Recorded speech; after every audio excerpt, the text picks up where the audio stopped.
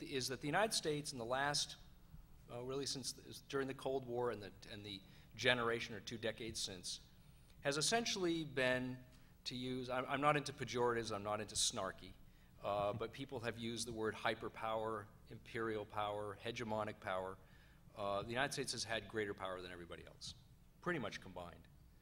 And what I think that has produced is an attitude, and I'm not being critical of it, an attitude in which the United States has been willing, I think, frankly, if you read American political culture, less for imperial hegemonic powers than often, occasionally, but often in terms of trying to help to solve and fix problems. You may contest that characterization. I'd be happy to talk about that.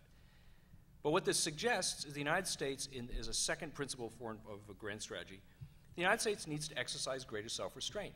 We cannot do everything, everywhere, for everyone, without depleting both the resources of the United States, which are significant, but more importantly, the public support, the public happiness or harmony that exists in a society.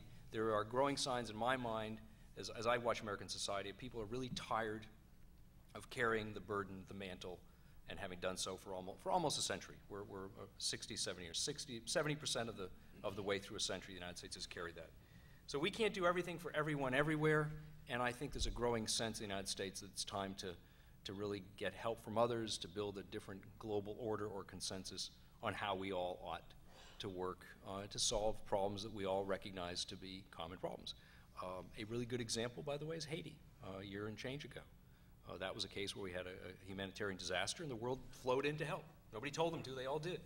That's a really good example of not everyone waiting and watching the United States to take over on problems. I would submit to you that if there's an American tendency to do too much, there's a global tendency to stand back and wait. And too often, I think, the attitude in the broader international community, when there's a problem, 1-800-WASHINGTON, the Americans will happily come in and help and provide resources. I think that has to change.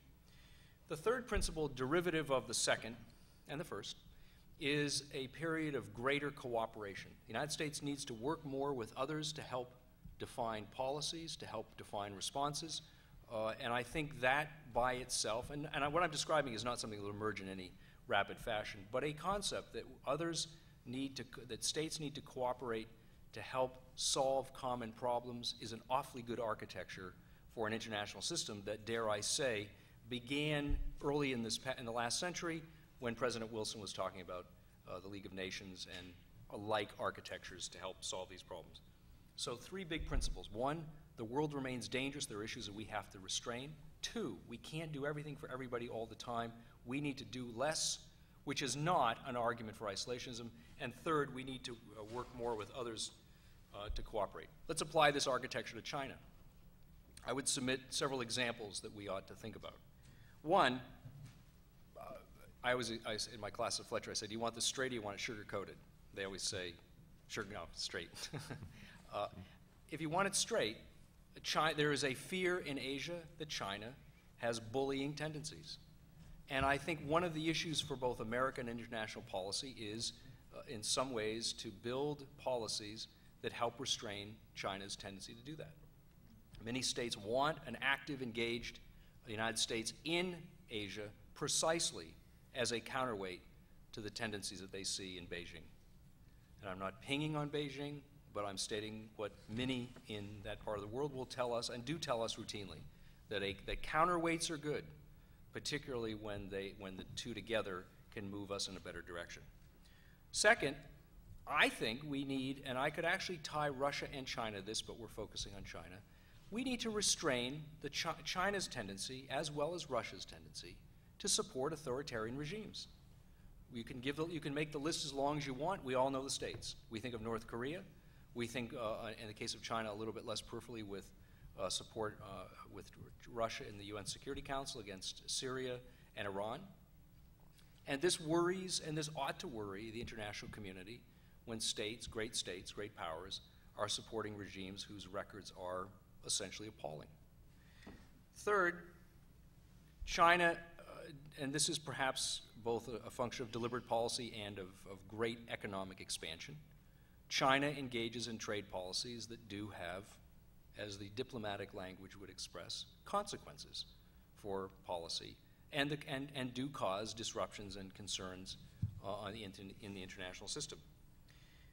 I would submit also with China, there are opportunities to put some of these principles into practice, as we look, for example, in dealing with North Korea, or we think particularly with the leverage that China clearly does exert against North Korea on occasion, perhaps less than we'd like, but those are the balances that exist in policy.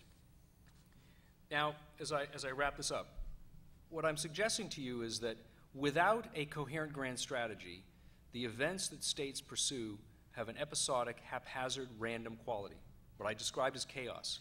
What appeals at one moment in policy appears as irrelevant or having been overcome by events the next.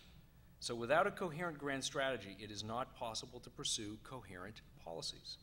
And we still live in an era, and I see this, you see this on the op-ed pages, you see it in the policy community, you see it in the journals and in the papers. Everyone refers to containing problems. It's a been there, done that. It no longer resonates with any set of realities that we confront.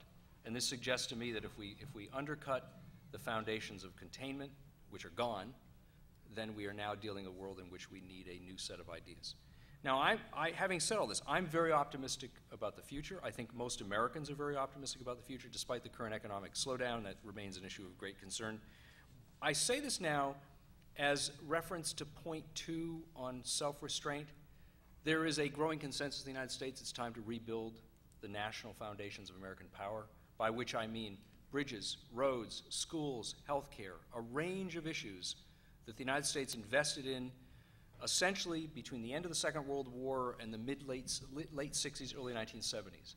And the power of American power, of influence, during the Cold War was in part a function of having a robust economic infrastructure, and we don't have that now. It is decaying.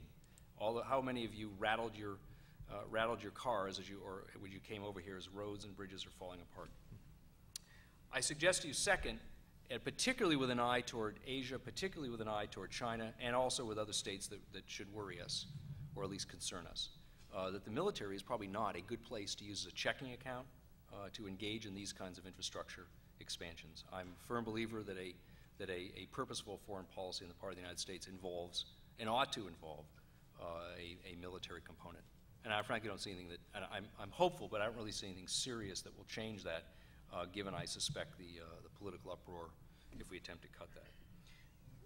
Near last, Asia wants American involvement. And I think, frankly, the United States wants to be involved in Asia and will. And the debate that you've been seeing recently about the shift in American policy circles and military thinking and other areas, economic areas, suggests just how important Asia is to us. And frankly, I think the United States needs a grand strategy with respect to Asia and elsewhere. It helps us build a more peaceful, prosperous, and harmonious international system. And I think, frankly, without any set of without a broad hierarchy or broad set of concepts that define our actions, what you see is what you get, which is an episodic American policy having an episodic quality to it as we engage in issues now and don't engage in issues later. So it's that set of ideas that, to me, ought to animate our thinking